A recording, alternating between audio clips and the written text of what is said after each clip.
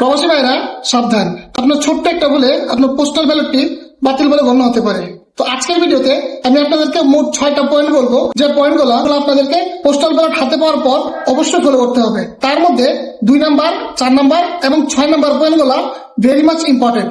সাদা ব্যালটে আপনার নির্ধারিত এলাকার প্রার্থী এবং প্রার্থীর মার্কা জেনে মার্কার ডান পাশে ক্রস চিহ্ন অথবা টিক চিহ্ন দিয়ে আপনার ভোটটি সম্পন্ন করুন। দেখবেন ব্যালটে একাধিক চিহ্ন অথবা একাধিক মার্কায় আপনি টিক চিহ্ন দিলে আপনার ভোটটি বাতিল বলে গণ্য হবে।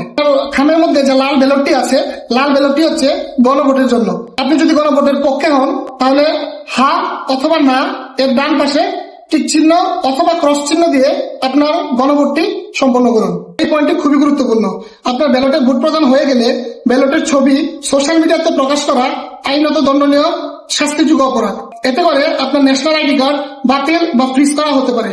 ভোট দেওয়া হয়ে গেলে আপনার খামের মধ্যে 3 নাম্বার আরেকটা সাদা পেপার পাবেন, যেটাতে হচ্ছে আপনার অঙ্গীকারনামা। ওখানে আপনার নাম, ভোটার আইডি কার্ড এবং স্বাক্ষর দিয়ে পূরণ করে নেবেন।